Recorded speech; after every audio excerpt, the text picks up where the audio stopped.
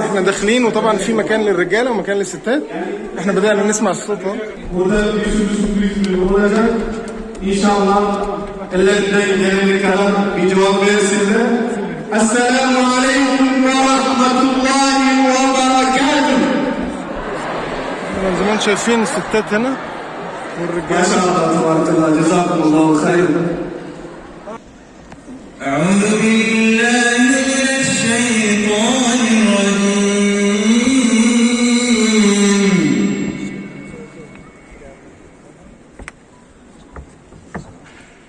بسم الله الرحمن الرحيم.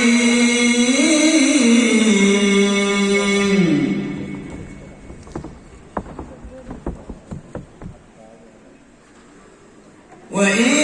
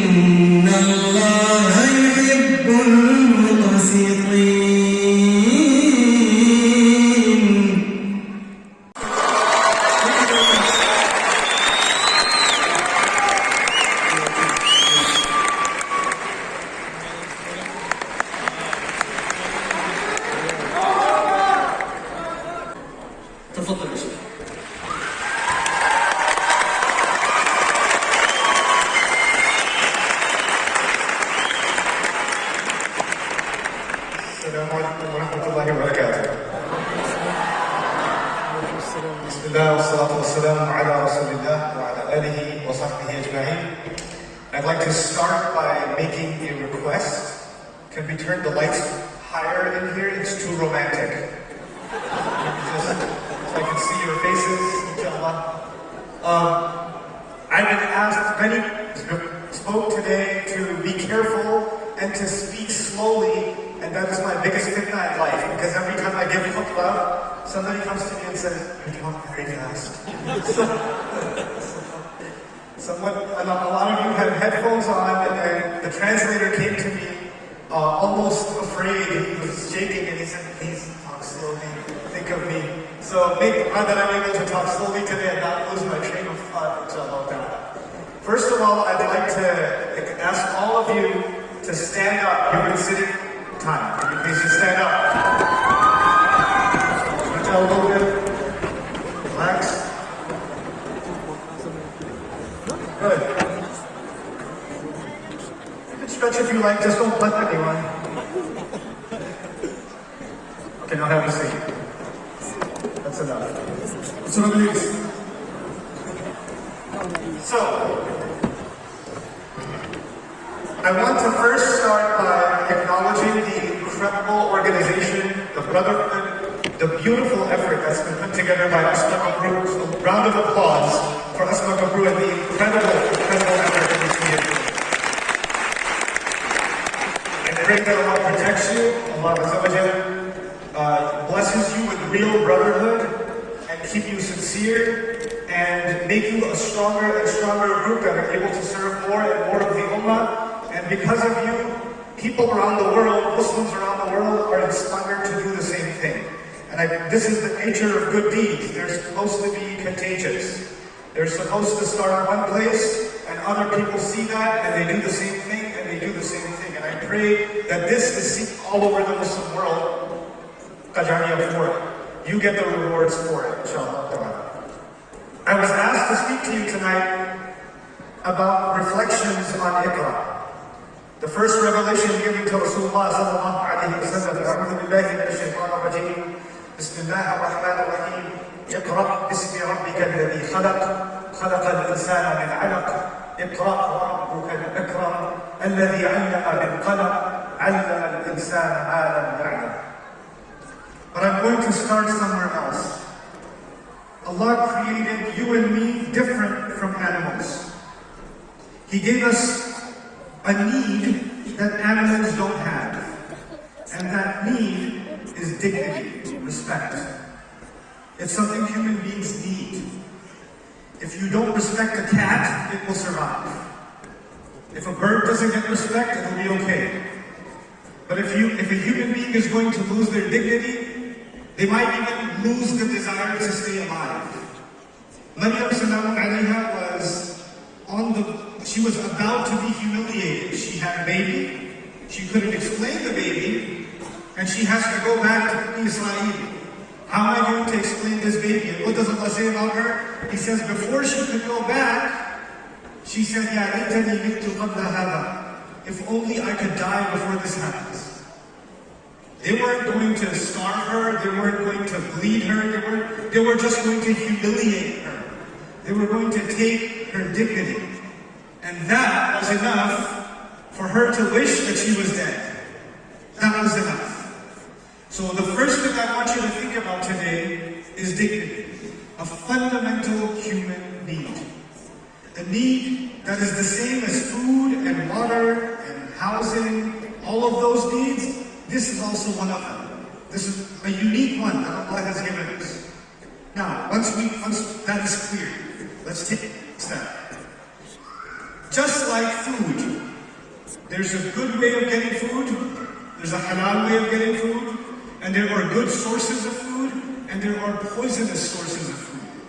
You can feed yourself with things that will make you healthy, and you can feed yourself with things that will poison your body. The same way, there are things that when I need dignity, I need respect, there's a healthy way of getting respect.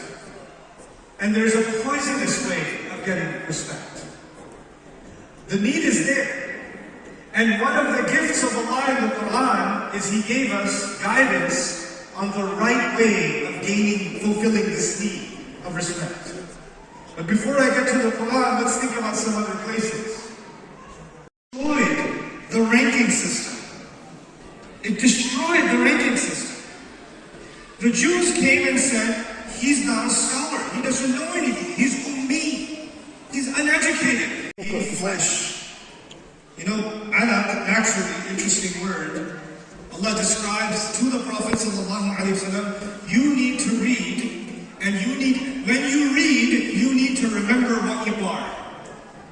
You have to remember your reality. I'm right now an adult, I'm wearing shoes, I'm wearing clothes, I have a mic on, thousands of people are listening to me, but my reality has not changed. I'm still a piece of flesh that was hanging, and if somebody saw it, they would be disgusted by it. They would clean it.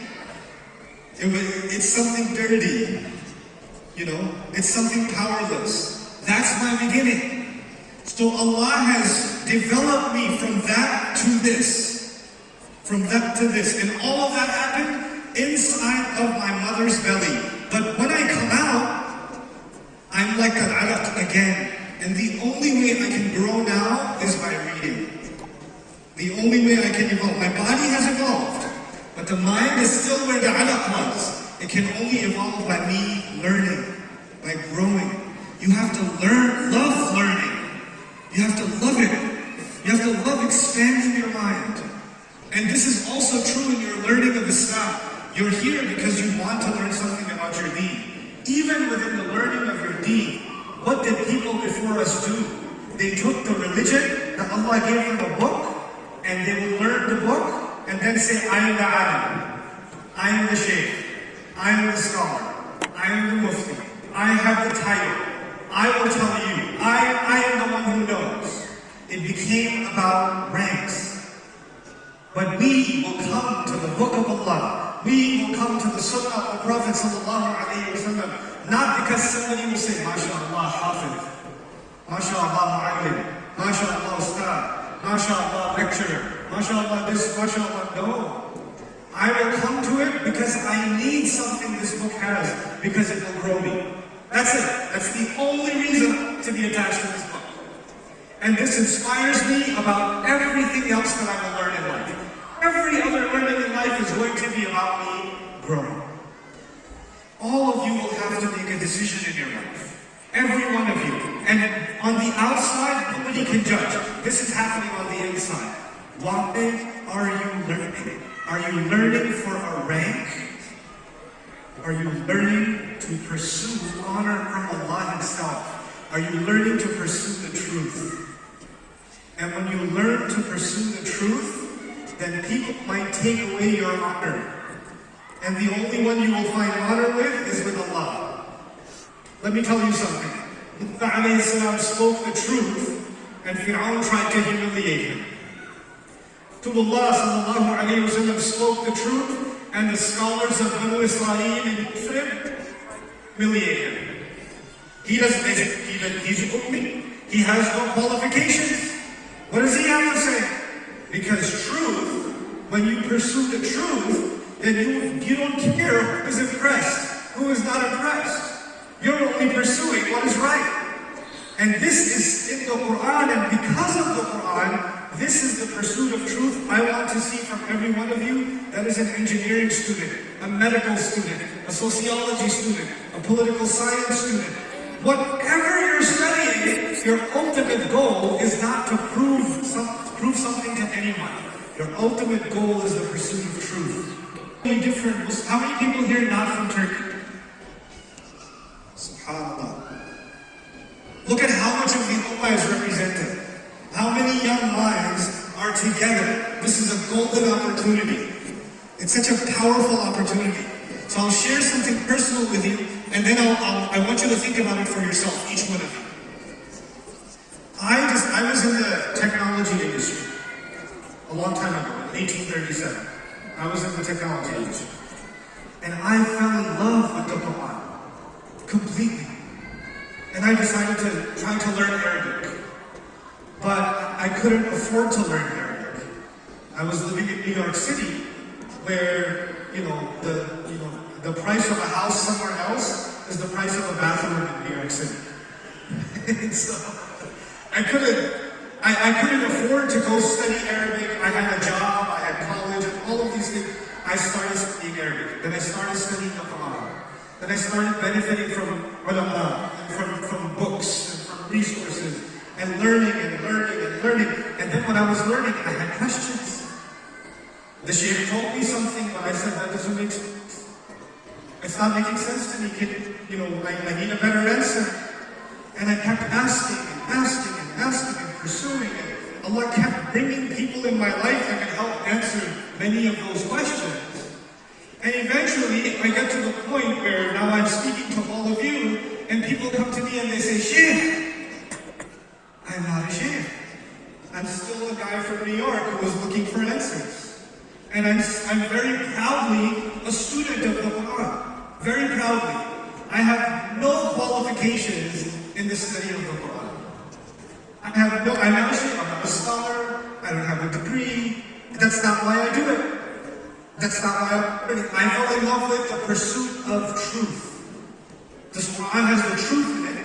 I want it. And I don't care if I rank with someone or don't rank. If someone has a PhD or doesn't have a PhD, why don't you get a PhD? Because I didn't do this to get a PhD. I did this to learn. So I'm going to go ask all the students that already have a PhD, and I'll go discuss it with them. Because that became my ultimate goal. That is above everything else. And you know what happens when you develop that mindset? You stop comparing yourself to anyone. You no longer care about the rank. You become free. And when you people become free thinkers, you will innovate. You will create new solutions. You will not just follow what somebody else gave you. You will ask new questions. And you will find new answers. And you will not be afraid to find those new answers. And that's when Muslims will be the biggest contributors in every field in the world. What will drive these Muslim youth to conquer new spaces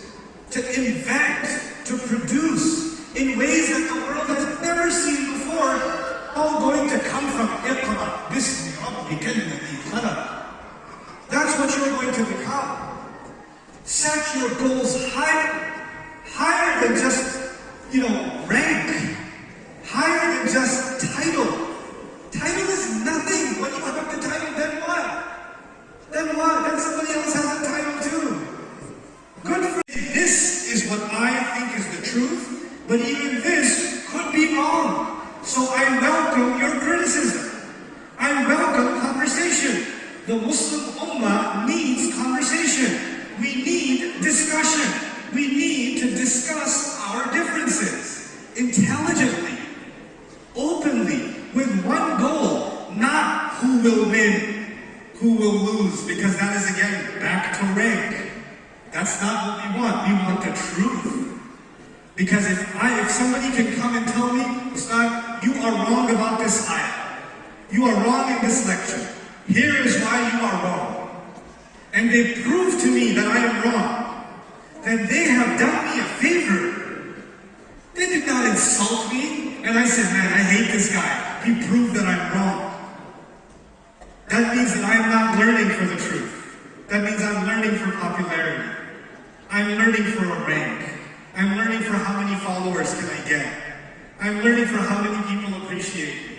And if I just come out and say, hey guys, I said this, I was wrong. Now I know better. I'm going to correct myself. And I'm going to keep on learning. And even this is where I have right now. Maybe next year, I'll learn some more and I'll grow. That growth mentality, when you develop that, you will realize we will be the most powerful people on earth. And it's not even because we want to be. Power and influence will be a byproduct. It will be a second-hand consequence of the actual pursuit of truth. I pray, I genuinely pray, and I wish, and I already start seeing that this generation of people, you guys, you men and women, you're going to be the generation of the pursuit of truth.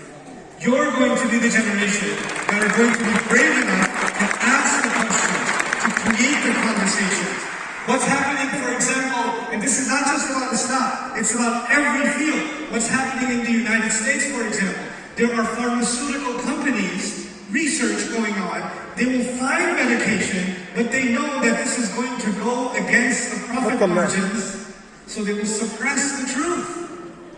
They will do this in the medical industry. They'll do this in the food industries, other industries. We have to bring that truth out for the service of humanity. None of the fields that you are studying are useless. Don't think, any one of you, that if you're studying engineering, or you're studying biology, you're studying medicine, you're studying architecture, that any of that is any less of a service. When you read the Quran, when Allah told us to read, what did He tell us to read? He said, go look at the mountain. أَفَلَا يَنْظُرُونَ إِلَى الْإِبِلِ. He told us to learn about Dhul-Qarnayn, who says, آتُونِي زُبَرَ الْحَدِيدِ. Bring me the metals, bring me the copper, let me engineer a bridge. Let me engineer it is in the Quran. Allah says that the man who's going to write the loan, فَلْيَكْتُبْ مِمَّا عَلَّمَهُ اللَّهُ. Let him write from what Allah has taught him. Financial documents became something Allah has taught. It's inspired knowledge. When Allah Azza wa Jalla says, ثُمَّ نَظَرَ ثُمَّ عَبَسَ وَبَصَرَ. He stared, he frowned. Allah is telling us to read faces.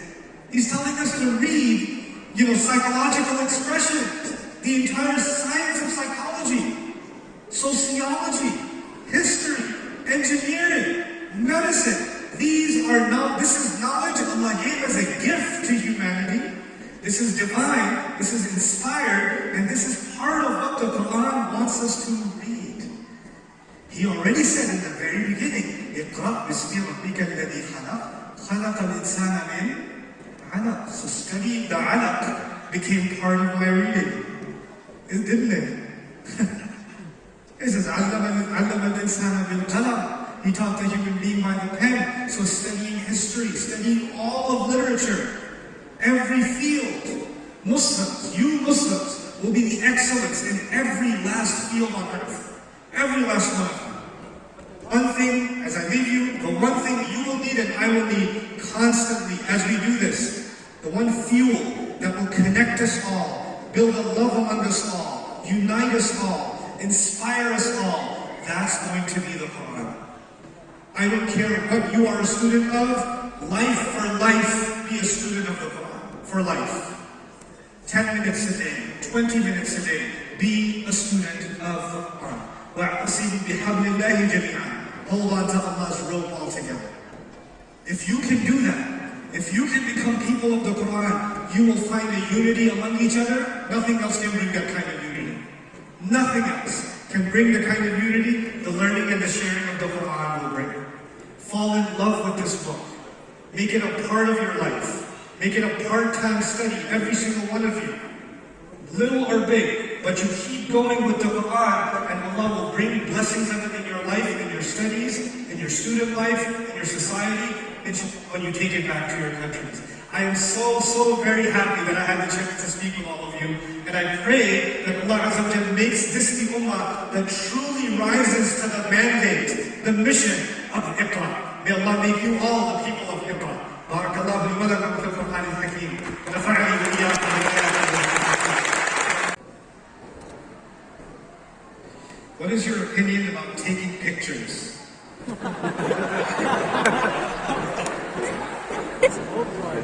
have a phone? Take a picture?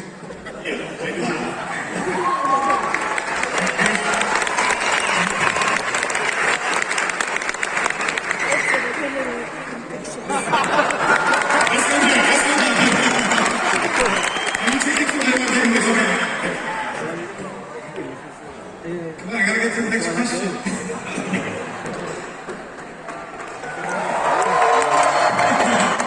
That's my favorite. Okay.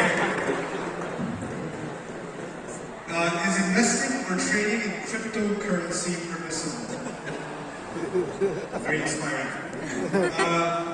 I'm researching the subject. I'm not a mufti. I find it, I'm leaning towards it being acceptable, but I'm still doing my work on it. So, Allah. Okay. Okay, this is in Arabic, but how can you advise me to worship Allah the way that He should be worshipped? Very serious question. I'll repeat it. How should I worship Allah the way He deserves to be worshipped? That is impossible. They did not appreciate Allah the way that He deserved to be appreciated. Nobody can make shukr of Allah the way He deserves. Nobody can make salah to Allah the way He deserves. So, what did Allah do? Allah gave us, here's some minimum things you can do, even if they're not perfect, and that's good enough for me. Allah is perfect. He does not expect perfection from you. That He's Ar-Rahman. Which is why no matter what we do, at the end we say, Rabbana taqabbal minna. Our Rabb, accept from us. He didn't give us a list of 1,000 good deeds. It's a few good deeds. There's a few things to stay away from. And then your Rabb is happy with you. Easy. In tuti'u Allah wa rasulahu, la yalidkum min a'malikum shay'a. Don't complicate your religion. If you obey Allah and His Messenger, none of your good deeds will be taken away. Simple. So the beauty of our deen is how simple it is. This is in Turkish. Okay, then let's translate.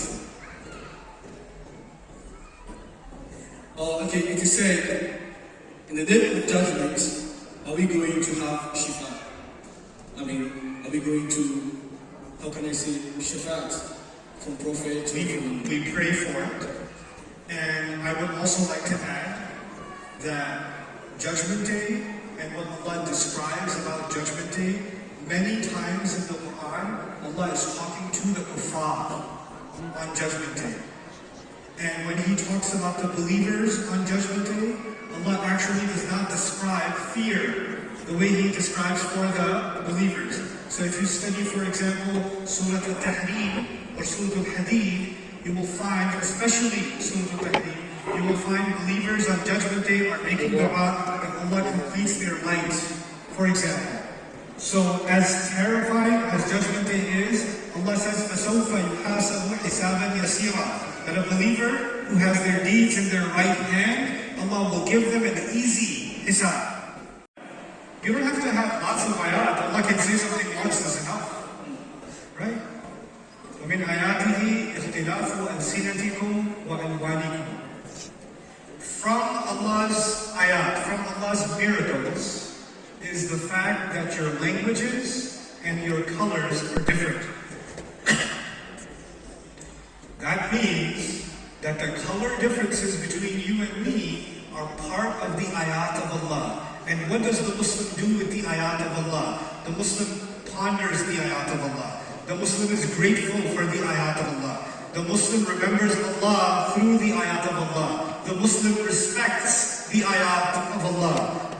You know what that means? That the Muslim will contemplate the difference of different races. I will learn about different cultures. That's part of what I should do, because that culture is an ayah of Allah.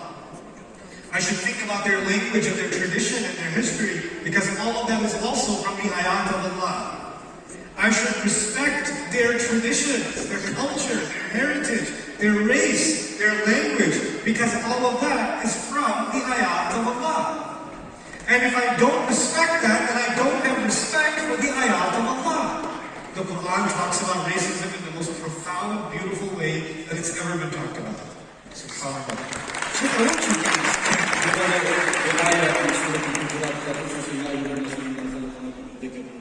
Yes. Does that ayah also explain these racism? Okay, so the question you asked, because you're my selfie friend, so the ayah in Surah Al-Hujurat, Allah says, "We made you وَجَعَلْنَاكُمْ شُعُوبًا وَقَبَائِلَ لِتَعَارَفُوا." He says He made you from a male and a female, and He made you into people and tribes so you can get to know each other. It's really beautiful, the word shurub. Shurub. It's not like aqwam. Aqwam means nations. Shurub in Arabic comes from sha'ab. And sha'ab means a hole in the wall. Sha'ab is a hole in the wall. Meaning when a wall is not perfect, it has one crack. That crack is called a sha'ab. From it, you get the idea that each culture, each society has many strengths and has some sha'ab, some weakness. And another society has many strengths but a different weakness. And another society has different strengths and a different weakness. And Allah made them learn from each other so they can cover each other's weaknesses. SubhanAllah. SubhanAllah. You come to one society, you say, wow, they do this a lot better. We should take that back to our country. But we do something better. We should give that to them. This is وَجَعَلْنَا شُعُوبًا وَقَبَائِلَ لِتَعَارَفُوا إِنَّ أَكْرَمَكُمْ عِنْدَ اللَّهِ أَتْقَاكُمْ. Thank you very much. Thank you very much. Okay, a couple more. That's for you. Okay. It is said that we as a youth, what kind of advice we have for us? We. Okay, advice to the youth. Biz gençlere ne gibi tavsiyeleriniz? Your young years, you have energy like you will never have again in your life. You have time like you will never have in your life. And you are stupid like you will never be stupid in your life.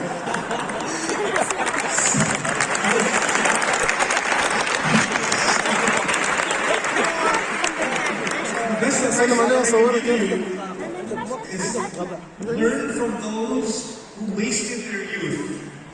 And they look at you and say, don't waste your youth.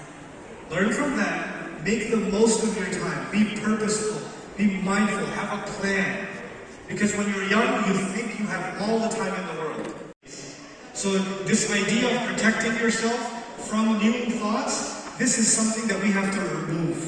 We have to get rid of that thinking. We have to engage the world. Learn from it. And challenge it. And when they are wrong, we have to prove where they are wrong.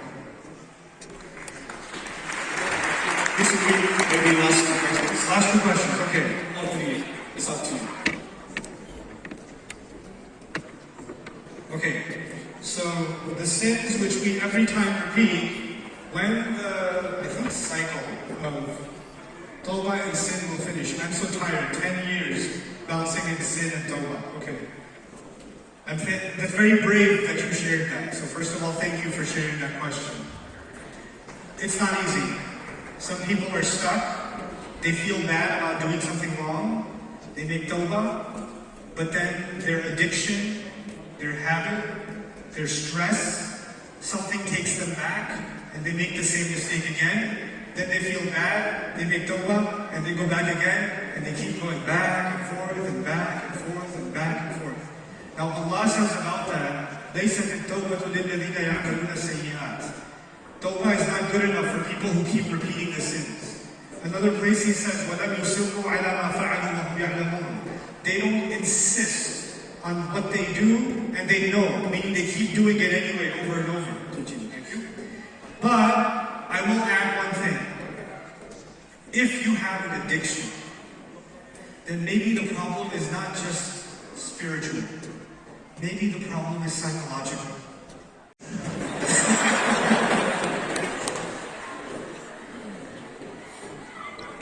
Some of you are too dramatic. When you want to marry someone, then this is the qadr of Allah. Subhanallah, he is perfect. And then when he says, I want to break the engagement, oh, the qadr of Allah. I don't understand the philosophy of qadr because the engagement broke. Marriage is an informed decision. Families come together. You do the best you can to understand if this is a good decision for you. And it's like any other decision. My dear daughter, my dear son, my younger brother, my younger sister, this is like any other decision. Nobody writes a question, is buying a green car the qadr of Allah? Is eating chicken sandwich this afternoon for lunch the qadr of Allah? All the other decisions are your responsibility. Marriage, qadr of Allah. Where did you get this idea from? Make an informed decision. Learn about the person you're trying to marry. Understand if you have a personality that will work with each other. And even after all the exploration and conversation, sometimes you know what happens? You can't escape drama. Sometimes drama happens anyway. Nuh alayhi salam ended up with a pretty interesting wife. Asiya radiallahu anha ended up with a Fir'aun for a husband. Don't raise your hand, your husband's not Fir'aun. Sometimes people change. Sometimes the person you marry later on, they're not the same as they used to be. فَجَعَلَ بَيْنَكُمْ مَوَدَّةً That's 2 and 3. Number 1 is peace. Now, what does that mean? That means when you love someone, but sometimes you can love someone without respecting them. You can love someone without being honest to them. You can love someone without caring for them properly. You can love someone but hate their family. And all of these things, you know what they do? They take away the peace. So even if love is there, peace is not there. And when peace is not there, the purpose of the marriage is gone. The purpose is not love. That comes from Allah. The purpose is not care, rahmah. That comes from Allah. Your purpose is to find peace. So when you're looking for a spouse, you're asking yourself, what is it that makes me peaceful?